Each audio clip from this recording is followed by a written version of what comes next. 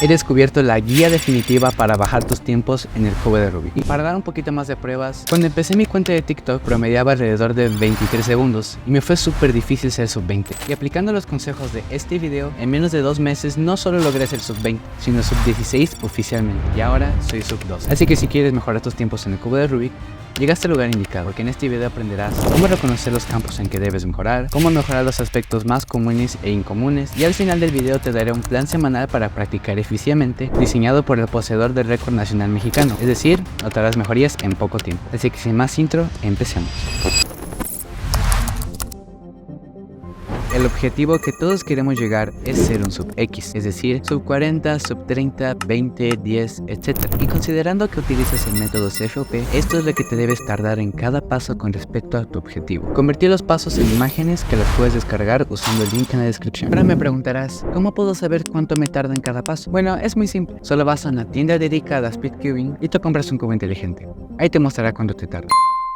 No te creas. Si tienes un cubo inteligente ayuda, pero puedes hacerlo sin él. Y para eso ocuparemos la página de cstimer.net. Primero, ve al engranaje. Eso abrirá las configuraciones. Después, dale clic al botón que dice cronómetro. Una vez allí, ubica la opción multifase y cambia el número de 1 a 4. Y te preguntarás, ¿cómo es que eso me va a ayudar a ver cuánto me tarda en cada paso? Verás, una vez inspeccionado tu cubo, inicias como normal, haces tu cruz y una vez que la acabes, le das clic a tu pantalla o a la barra de espacio. Eso no detendrá el tiempo, pero sí marcará cuando le diste clic al timer. Y eso tienes que hacer cada vez que termines un paso. Acabaste F2L, clic. Acabaste ULL. Y una vez finalizado PLL, si le das clic, el tiempo ahora sí se detendrá por causa de que solo lo marcamos 4 veces. Gracias a eso, ahora sí timer puede ver cuánto te tardas en cada paso, guiándose por los clics que le diste al timer. Y de hecho, haciéndolo varias veces, timer también te dará el promedio de cada paso. Y entonces, si uno de ellos se pasa de lo requerido para tu sub X, es ahí en donde tienes que mejorar. El método CFOP está conformado de 4 simples pasos: la cruz, F2L o primeras 2 capas, OLL u orientación de la última capa y PLL o promoción de la última capa. Empecemos con la cruz. La cruz es la base del solo entero, como un edificio. Si tiene una buena base y estructura sólida, el edificio se mantendrá en pie, pero si no, todo colapsa. Ahora, para tener una cruz sólida debes seguir estos requisitos, aparte de los que ya tienes en la imagen de la descripción. Número 1, planear toda la cruz en la inspección. Número 2, hacer la cruz en 8 movimientos o menos, aunque generalmente la puedes hacer en 5. Número 3, hacerlo en la parte de abajo. Número 4, nunca hacerlo pieza por pieza. Siempre una serie de movimientos que fluyan hasta tener la cruz como producto final. Ok, tienes el conocimiento. Ahora tenemos que convertirlo en sabiduría poniéndolo en práctica. Y sí, vamos a volver a ocupar cstimer como la otra vez. Seguro no sabías que una página que cronometra te pudiera ayudar a bajar tus tiempos, ¿eh? Y si te parece interesante o quisieras saber más trucos cuberos, me encantaría que te suscribieras y dejaras tu like. Además de que no te perderás de más trucos súper interesantes de speedcubing, me estarías apoyando demasiado. Aparte de que es gratis y puedes anular la suscripción a la hora que tú quieras. Ahora sí, abramos CStimer. Primero vayamos al apartado sesión y hasta abajo creamos una nueva. Después, en las configuraciones, tenemos que ir al apartado que dice cronómetro y después en introducir tiempos con manualmente. Y le damos clic en aceptar. Una vez tengas tu cubo de revuelto, solo harás la cruz y contarás los movimientos que te toma hacer la cruz. Si te toca un número que te gusta, escríbelo y deja cstimer poco a poco crear un promedio para ti. Pero si obtuviste un número muy grande o no te gustó, simplemente puedes armar el cubo, volver a revolver el cubo y ahora buscar una solución diferente para tener la cruz en menos movimientos. Y una vez que tengas un número bueno para ti, puedes escribirlo y cstimer te dará un promedio. Con eso podrás pensar fuera de la caja y pensar en soluciones alternativas para hacer la cruz en menos movimientos. Y hablando de pensar en fuera de la caja, si ves example source de gente que sabe realmente hacer la cruz bien, ya sea Felix Mdx, Timo Kolashinsky, esos cuberos que tienen example source en su canal de YouTube, te van a ayudar demasiado. Yo me acuerdo que con ver example source de Felix Mdx pude bajar mi cruz de 3 segundos a 1 segundo con bastante práctica. Un speedcuber que tiene eficiencia y buenos hábitos en el F2L puede resolver cualquier caso con tan solo verlo. Eso se llama memoria muscular y lo aplicaremos con OLL y PLL más adelante en el video. Primero hablemos de la eficiencia y después de los hábitos. Según Brody de Cuber, la mayor diferencia entre un cubero de nivel intermedio y un avanzado en el F2L es que los intermedios ven el F2L como un proceso de pasos y no como una secuencia fluida de movimientos. Por ejemplo, un cubero de nivel intermedio vería este par de F2L algo como esto. Primero tiene que tener las 2 piezas en la parte de arriba, después separarlos Ahora volverlos a separar, pero de una manera en la que ahora se pueden ser insertadas entre movimientos. Y finalmente insertar el par. Mientras que un cuber avanzado vería este caso y automáticamente pensaría en un algoritmo que haga todo eso de manera más fluida, cómoda y eficiente. Por ejemplo, con esto lo que podemos hacer es ponerlo así, insertar la esquina aquí en la parte de atrás y regresarlo.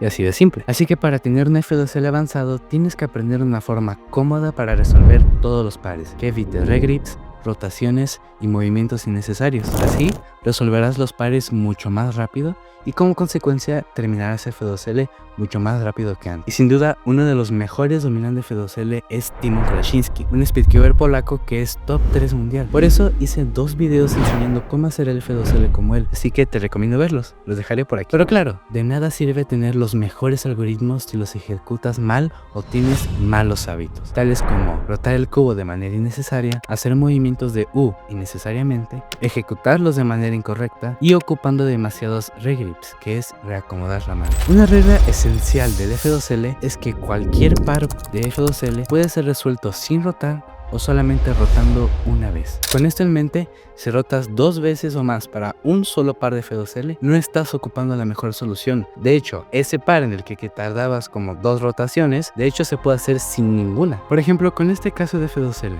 si lo que haces es rotar para acá, separarlas, volver a rotar para insertarlas, la estás haciendo completamente mal. Lo que puedes hacer aquí es poner la esquina para acá, esconderla, traer la arista para acá y regresar a la esquina.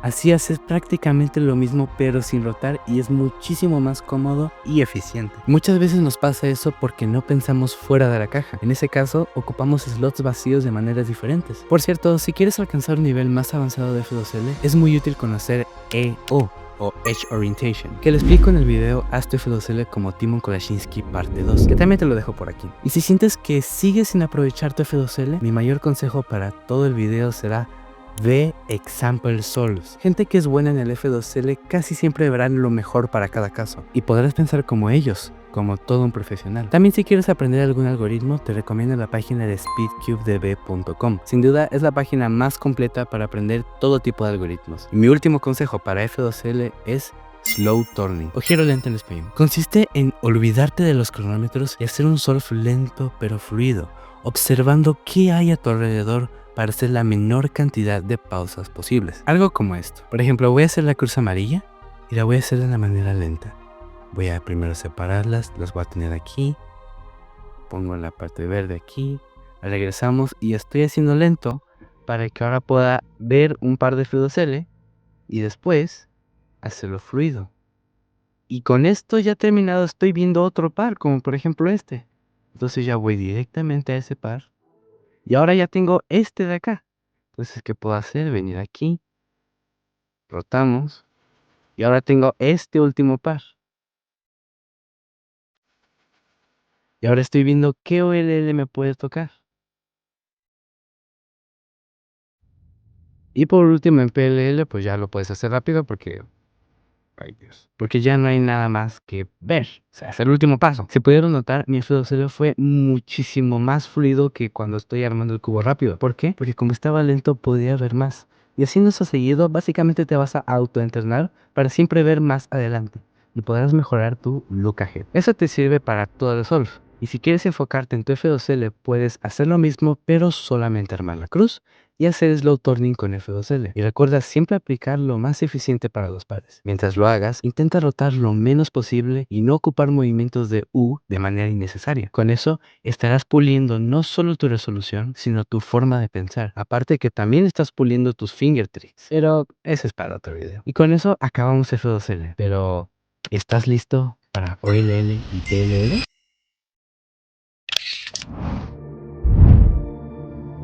La práctica de OLL y PLL van muy de la mano, ya que ambos se basan en reconocer y memorizar algoritmos. Y no importa si ocupas OLL y PLL reducido o completo, todos estos consejos te servirán igual. Pero antes que nada, hay que dividirlo en 3 partes. Cómo memorizarlo de la mejor manera, cómo reconocerlo de la manera más rápida y cómo practicarlos para que se queden dentro de la memoria muscular. Pues vemos como ejemplo este OLL sencillo. ¿Qué ves en la notación de su algoritmo? Así es, tiene unos paréntesis. Esos paréntesis se llaman triggers o brackets y son literalmente patrones que tienen su propio nombre. Por ejemplo, el OLL empieza con un R, U, R', U'. Este movimiento se llama sexy move y después le sigue un R', F, R, F'.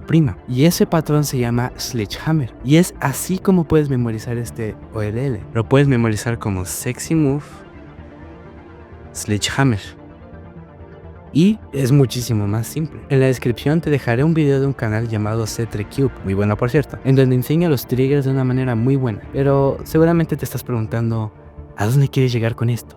Simple, aprende algoritmos por patrones. Y aunque no tenga ningún bracket o trigger, puedes inventar tus propios patrones. Sé creativo. No te aprendes el algoritmo por cada movimiento, sino como una secuencia fluida de movimientos. Dije esa frase como unas 5 veces en todo el video. ¿Y qué crees? Hay un truco secreto para aprender cualquier algoritmo en cuestión de minutos. Y casi nadie lo usa, pero es demasiado efectivo. Tanto es así que me aprendí 10 algoritmos de ZBLL en 10 minutos. Y si no sabes qué es ZBLL, ZBL es un conjunto de algoritmos gigantescos para armar la última capa con un solo algoritmo.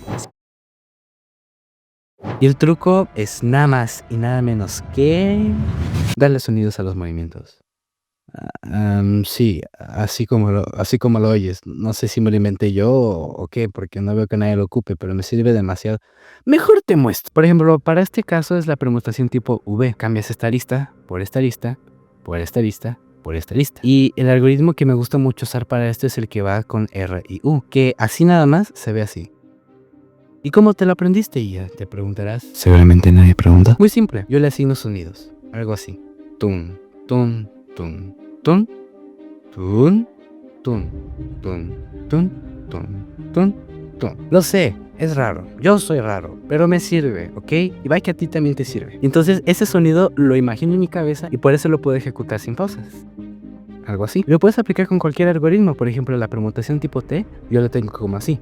Tun, tun, tun, tun, tun, tun, turun, tun, tun, tun, tun, tun, tun, tun. Bueno, ve que a ustedes les sirve. A mí me sirve, entonces podría servirle a ustedes. Entonces se los dejo por si acaso. Hay mucho que cubrir con respecto a aprender algoritmos.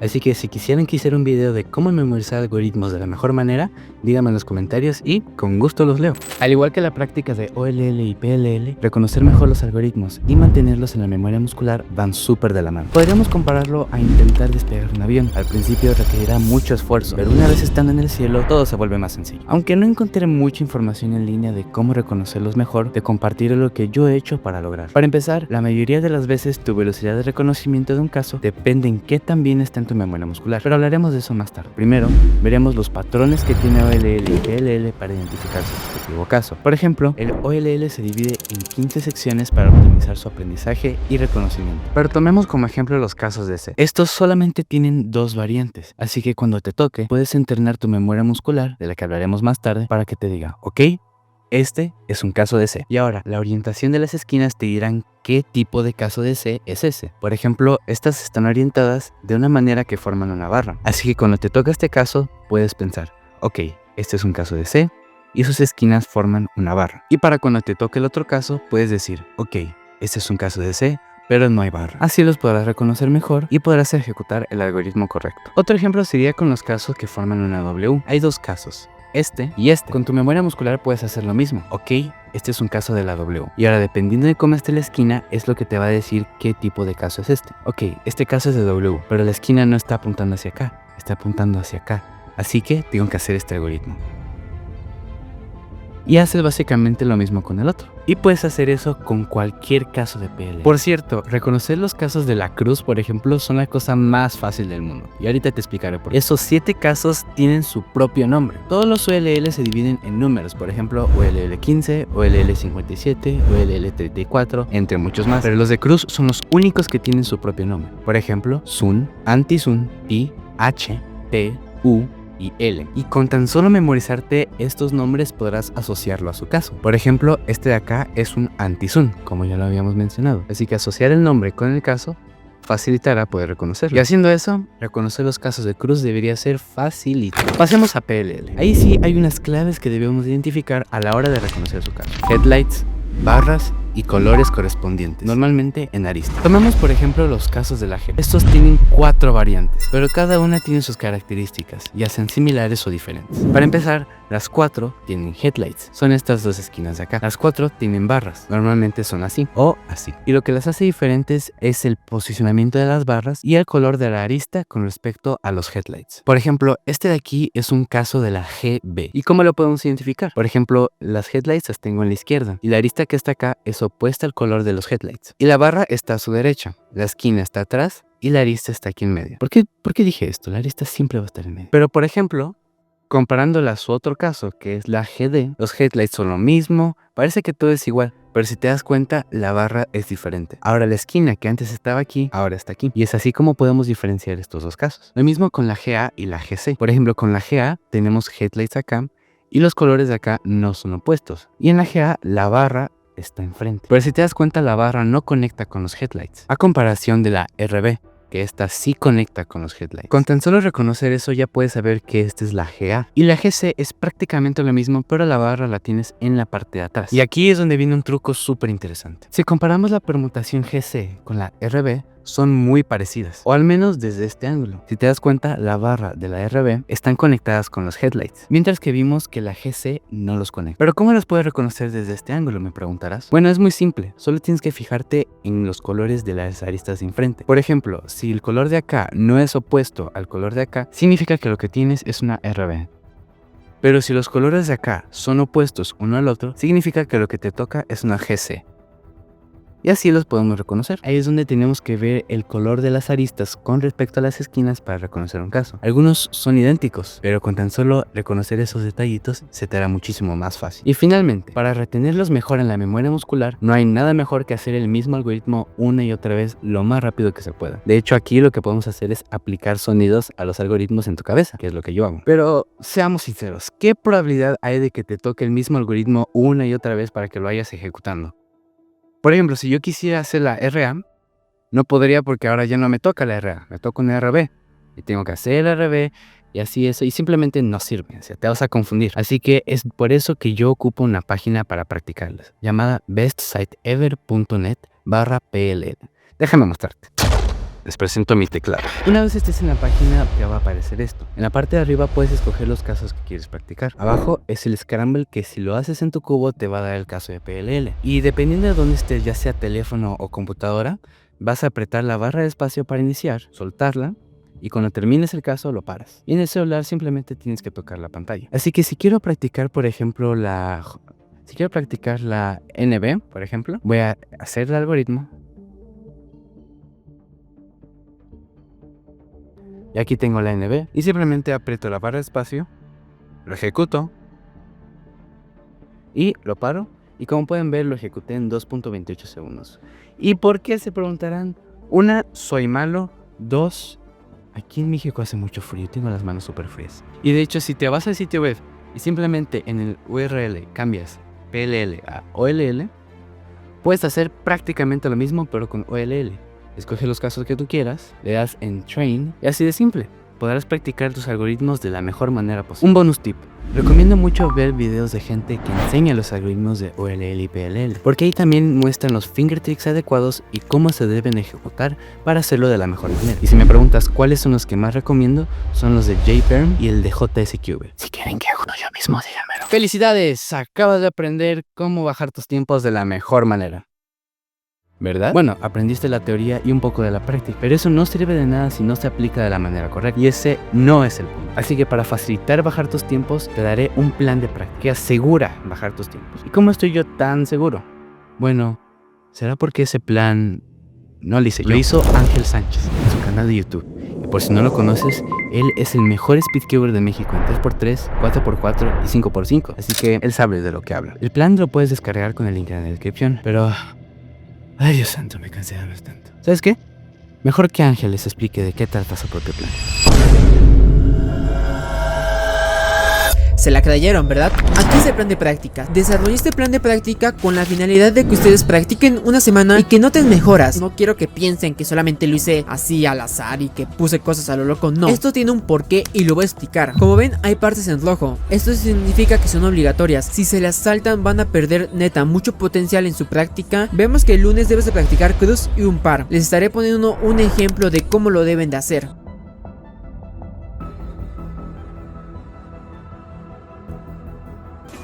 Vemos que después de esto debes hacer sols, aproximadamente 50, 100, 200, las que ustedes quieran. Y después, para finalizar tu práctica, debes de practicar otra categoría, ya sea 2x2, 4x4, 5x5, 6x6, lo que tú quieras. Eso es para relajar. El martes empezamos con practicar F2L, después igual 50, 100, 200 sols de 3x3 y después otra categoría, igual para descansar. El miércoles aquí ya empezamos a cambiar las cositas, practicar F2L, sols 50, 100, 200. Como vimos, el martes y el miércoles practicaste tu F2L. Entonces habrás notado tus fallos, habrás notado que tal vez un caso de F2L no lo haces tan bien como los demás. Entonces este tiempo de 30 minutos lo debes de dedicar a aprenderte todos esos casos de F2L que no te salen bien. El jueves es OLL de práctica y después del OLL de práctica siguen unos sols como siempre. Y para finalizar, otra categoría, relajado. Para el viernes tenemos PLL práctica, después sols y aprender algo nuevo. Aquí me refiero a que aprendas algo del OLL o del PLL, ¿saben? Aquí ya analizaste más o menos que te estaba fallando, que OLL no reconoces bien o que PLL te sale mal. Entonces aquí es para que tú aprendas algo. Estos 30 minutos son para que aprendas un nuevo PLL, lo que quieras. El sábado empezamos diferente. Empezamos con Slow Turning. El Slow Turning te ayuda mucho en tu look ahead y en tus finger tricks. Después una hora de sols. Esto es obligatorio para que empieces a pulir cosas y ya, solamente una hora. Y terminamos con otra categoría. Vamos con el último día de la semana, que empezamos con Slow Turning, 30 minutitos, después unos sols y después 40 minutos de aprender algo. Aquí ya más o menos analizaste qué te está fallando en toda la semana, en tu cruz, en tu par, tu F2L completo, en tu OLL y tu PLL. Aquí ya analizaste todo, entonces debes de aprender algo